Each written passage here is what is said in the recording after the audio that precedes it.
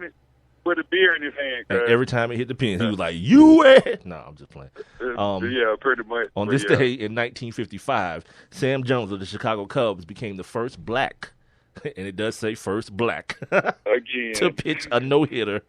The game was against the Pittsburgh Pirates. That's pretty awesome. They didn't even worry about putting African American or because it was 1955, say Negro, the first black.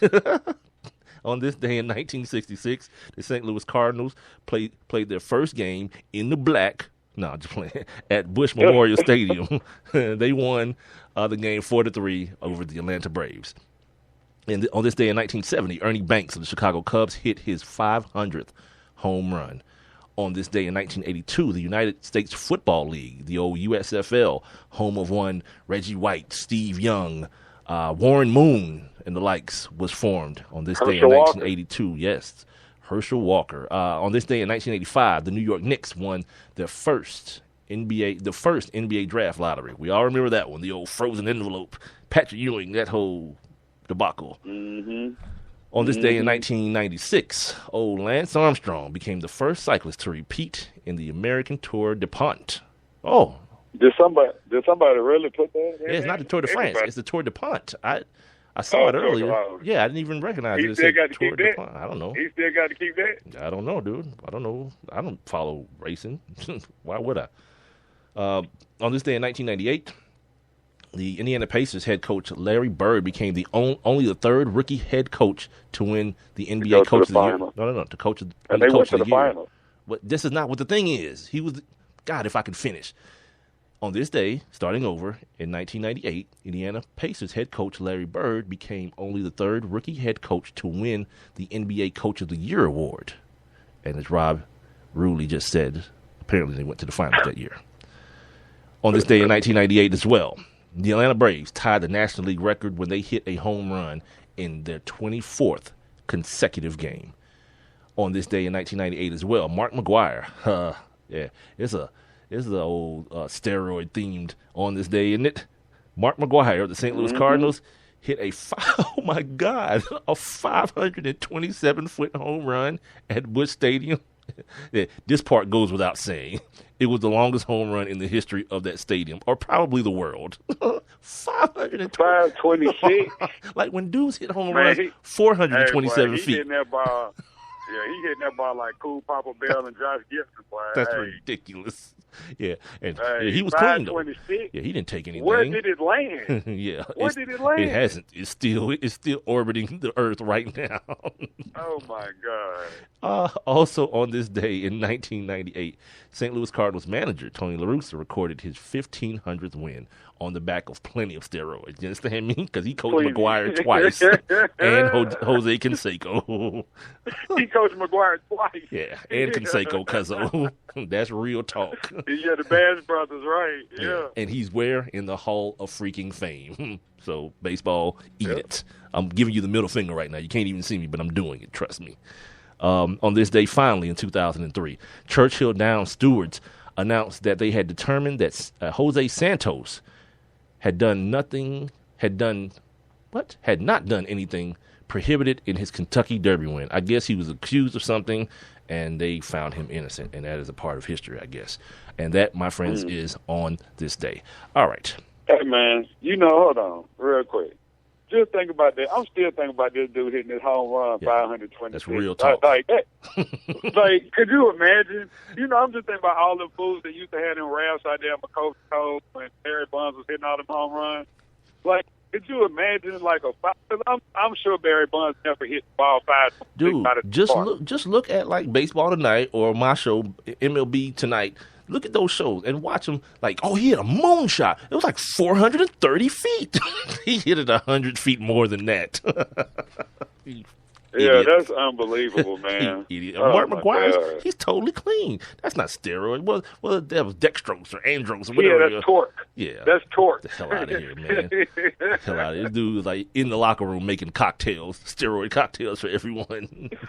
Meanwhile, somebody done bought their son a hitting tape by Mark McGwire where he tells you how to swing through the ball. Come on, man. That ain't working for Little Timmy. With bonus scenes, like you got to get the uncut version, the editor's version at the end where they show you how to shoot the steroids. Right. Where he bent over. You got to pay the extra $9.99 plus shipping and handling for that version of it. God, baseball. You know what time is it? Yeah, we got time.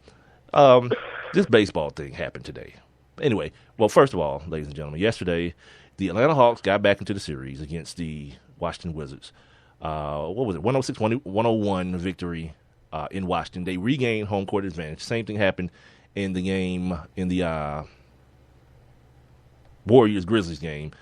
That score was, can't remember. Sorry, guys. Push in City. Did they push it in on them? Is that what happened? It what? Are you sure? You mean? Because I saw 101-84. Oh yeah, I did see the game. This is what happened. This is what happened. I went downstairs. I had to watch the Hawks game on DVR, so I had to start that from the beginning. And by the time I finished it, it finished right at the beginning of the second half of the Warriors game. So I was like, am I going to do this again, or am I just going to watch it from halftime? Because I'm me, I was like, yeah, I'll watch it from halftime, and then I'll check the first half out tomorrow. Guess what I didn't do tomorrow, which would be today. Watch the first half. No, I didn't. The mixtape got back on track, though, so good for him. But before we get to the basketball situation, baseball happened a couple of times. But the Deflategate thing has trickled over to baseball, and now they've decided to protect their balls as well. And I don't mean wearing protective cups. They're actually protecting the baseballs. Apparently, now you have to be an official security person to, like, if they run out of baseballs. Now I understand they have extra baseballs back in the umpire or the officials' quarters, but no longer can the ball boys or the ball girls go back there and get them. Some official security guy has to go back and get them. I'm like, all right, y'all doing way too much. But I guess prevention is always more or less discomforting than the cure, as they say. So you prevent it from happening. They made mention to the fact that baseballs can get scuffed in many different ways. Like if you're playing in Houston and they're on that artificial turf, and you hit one of those ground balls that skip off the turf to the shortstop. It does develop a scuff on it, and that could add an advantage to the pitcher. But here's the thing about that: too many people touch the ball. Like the umpire touches the ball like damn near every play. Well, he can, he can request the ball, or I mean, the catcher touches the ball. It's not even the ball boys and whatever that you worried about. I mean, hell, pitchers still putting Vaseline on their brim. Well, allegedly. When the last time you saw a dude put?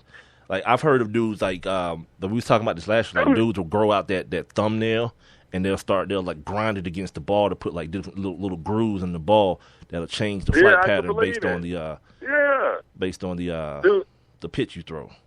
Anytime you see a pitcher rubbing up under their brim, I swear they doing something. Like, especially if they on the dust hat, if they just rubbing up under the brim, like, I swear they doing something. Well, that's kind of hard to do. Like my man who had the pine tar last year, the kid from New York, they busted him immediately. Yeah. Like, well, that wasn't even hard to do because he had like half of it on his face. And it was like, dude, you got something right there. Yeah, right there. Right there. Yeah. Like a whole jar of pine tar on his face. Like, what do you mean here? No, there. Wait, here? No. And then they tried to pull the classic mode, but talking about that, it was dirt. That's what they said at first. I went, no, it's just dirt. Yeah, he got that ass suspended behind that dirt, too.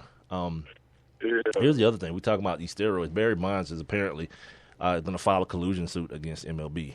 Yeah, where have we heard that before? Oh, I remember. Jose Canseco tried that same thing. Only difference is, Barry, you don't have a book to tell on everybody. Jose beat you to it. And he wrote 2 of them. He told on people twice. So, Barry, good luck. And I know, like, well, what was the deal? What was the case that we talked about the other day where he got, what? Well, all the charges got dropped. The charges got dropped. Yeah. So, technically, I mean, technically, it's legit. Yeah. I don't know if he can win it, but it's legit now that it's too much to prove. It's too much to prove. He's trying to convince people that the entire sport of baseball colluded against him to keep him out of the game after 2007. Good effing luck, Barry. Have fun.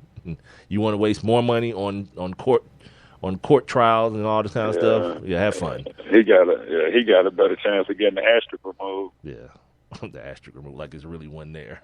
It's not even something that exists. One more thing ESPN has done to like kill you guys' brains. The whole asterisks. You know what? They have an asterisk. But they did. It's crazy. I mean, so we talking about baseball. I watched the documentary on the Cubs.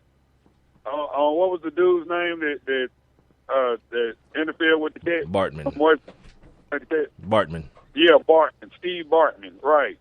Cuz, did you know that they took that ball and blew it up and liquefied it and made it into like spaghetti sauce? Yeah, they did a bunch of stupid stuff with that thing. Yeah. This dude that owns the restaurant did it. Yeah. They were trying to kill that dude, all kind of stuff. Yeah, it was that whole thing was just weird. weird. And it just tells you how stupid you guys are as fans. No offense. Yeah, I don't care if it offends you. It's true. Like it's so stupidly true. And then the other thing that happened today in baseball that I don't really know how I feel about it. I do.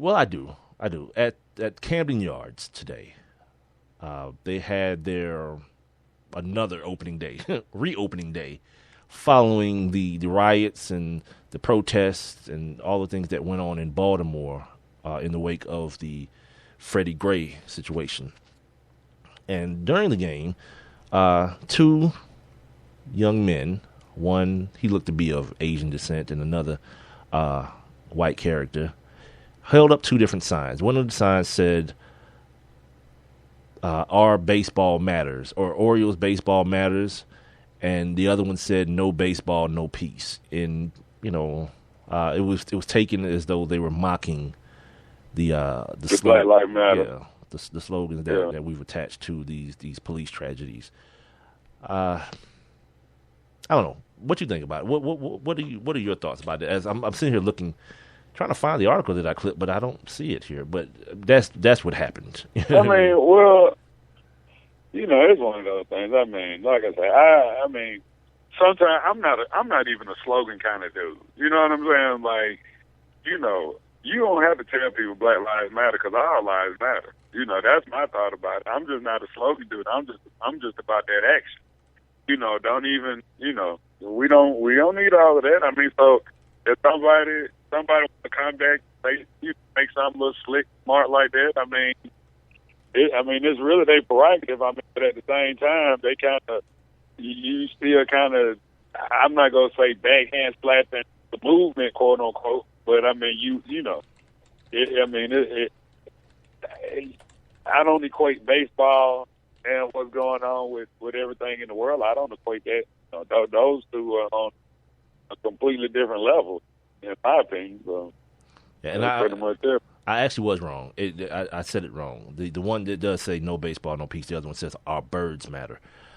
Here's the thing, and Rob is right. He's right, and this has been my complaint from the jump with all this stuff. Like, everything don't have to be a T-shirt right. slogan, man. Everything ain't got to be you wearing your hoodie and you got your Skittles and, Black Lives Matter and hands up. Don't all this, like, because none of that matters. Like, damn all that. Nope. It ain't got to be no catchy slogan attached to the fact that, like, I'm going to go back to the Ray Rice situation. And I said this yesterday, that if you tell any rational person that any human being, whether it be a professional athlete or not, a grown man punched his woman to the point of unconsciousness and then drug her limp body from a hotel elevator, do you really have to see the video to understand what that is? No. Hell no. Same thing. Like, everything don't have to have a catchy limerick to it for it to mean something. So when that's what we do. So when you got idiots who want to do this, what you mad about? When you got an idiot who want to hold up no baseball, no peace, our birds matter, now you want to be mad about it? Like, this thing says, this comment from, I guess this guy's name is Dave Zern, sick bastards. That's the other thing. Like, white people are so upset about this. And I've always asked this question, like why do white people get so mad about, like, things like the N-word and all this kind of stuff? Like, why are you so mad? Mr. White Guy. Tell me, like, give me the insight to this, because I need to know. Like these white people, like Keith Olbermann today was like furious about it. Baseball